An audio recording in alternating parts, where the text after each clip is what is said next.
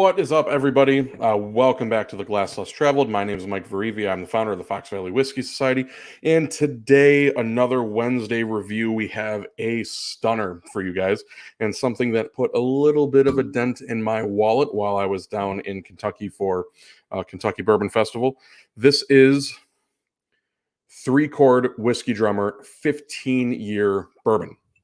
Now, Chord is what's called a non-distiller producer, an NDP.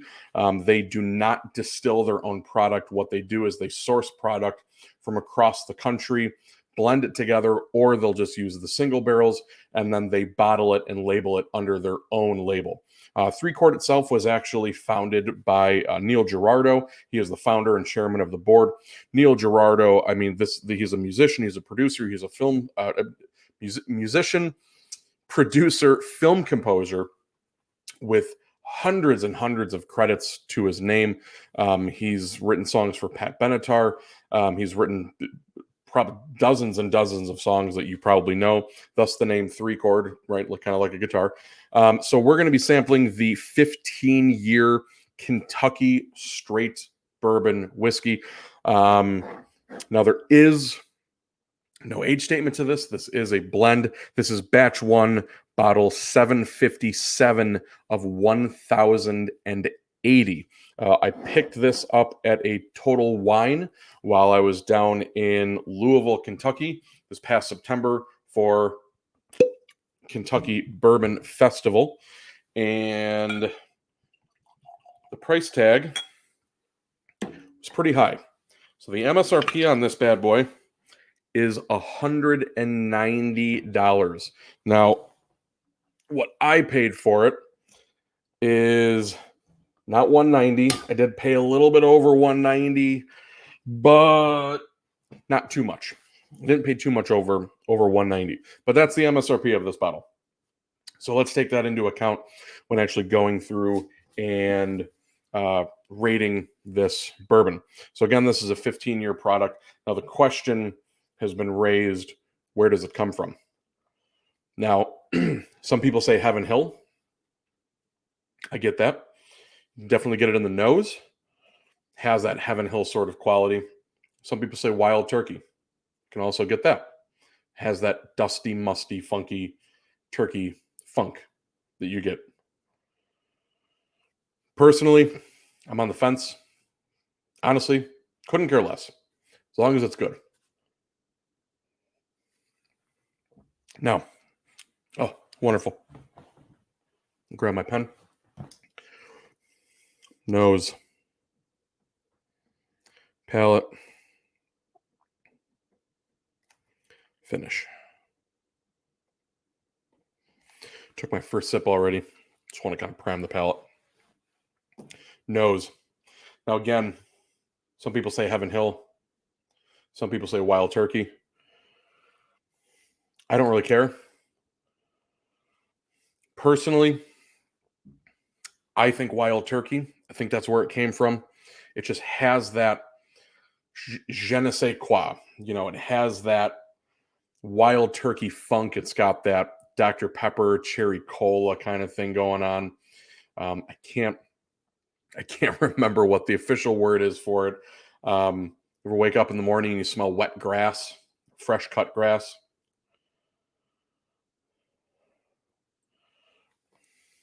Musty. Nose. Musty. Antique store. Musty, comma. Antique store.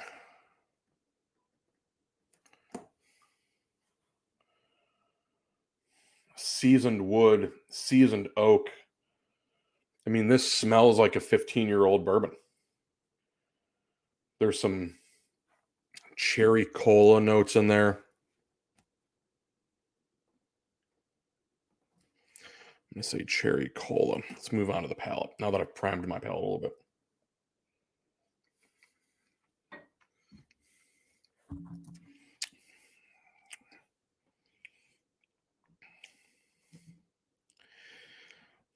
Aged wood / cigar box all the way. There's a woodiness and oakiness. I mean, this is, I don't want to say it's almost like chewing on wood, because it's really not. But this is what an excellent bourbon should taste like. Now, factoring in the price tag, factoring in the rarity and the exclusivity of this bourbon, does it affect my scoring? Because again, you guys know that I don't like to rate off of a 100-point scale, 1 through 5. That's it. Is the price going to affect my decision? Yes, a little bit. $190, we'll call it an even $200 price tag MSRP for something that there's, for this batch one, less than just over 1,000 bottles of. So you figure, let's say this was probably made up of maybe 5 to 7, 5 to 8 barrels, depending on Angel share.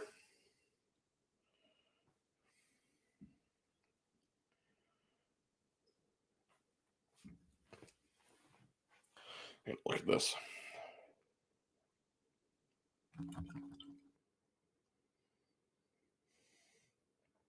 Refined nose with hints of tobacco, black pepper, subtle touches of cocoa powder, complex layers of oak and walnut. Heat up the front with a long, warm, tannic finish. Here's the thing. Black pepper, a little bit. Tobacco. Those of you guys who watched my reviews before, tobacco I kind of roll in with fig and raisin. I wouldn't say I get either one of them. Cigar box would be about as close as I can come on the palate. Having that note, that subjectivity of tobacco that I just read off the label, now that's kind of stuck in my brain. And being a former cigarette smoker and a current cigar smoker, I will say not sweet tobacco, like I usually find with like raisins or figs or sweet tobacco, but I will say dark tobacco.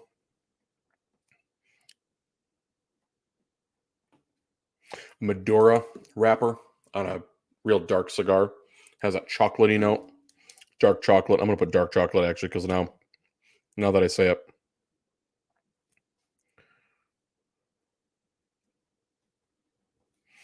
Finish. Very slightly dry. That aged wood. That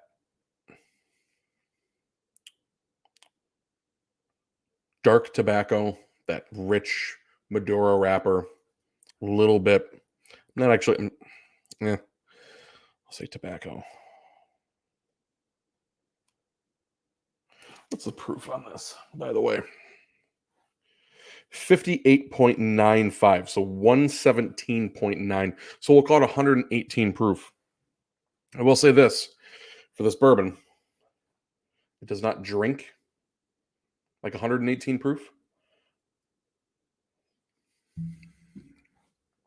Just little sips, just enough to coat the tongue.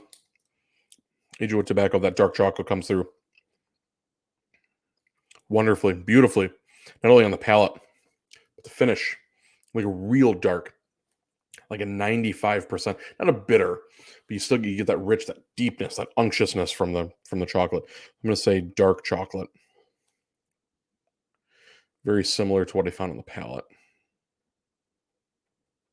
I don't get a lot of sweet notes out of this. This is an older bourbon. It's a 15-year. I don't get a lot of sweet. I get mostly wood, cigar box, dark tobacco, dark chocolate, things that are deep and rich and unctuous and full-bodied. There's not a lot of sweet fruit, orchard fruit that I pull out of some younger bourbons or some ryes. Not a lot of roasty, toasty notes that I would get out of some of those things. If I'm going to rate out of 5, man, I'm going to go 3.75. I'm not going to go a full 4. for my palate, some of you guys might like bourbons in this age range, 15 years. For me, 8 to 12 year bourbon is really where kind of I find the sweet spot.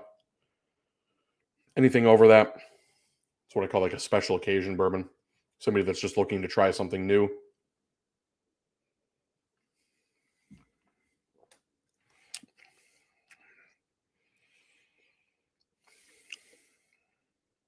I still get that cherry cola note that I get from the nose, kind of like plays in on the very front of the palate.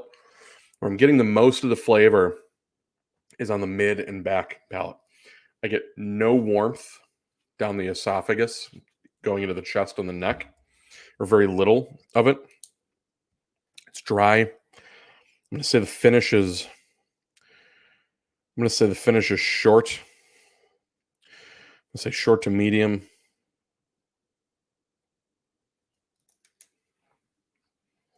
Hint of white pepper. Difference between white and black pepper.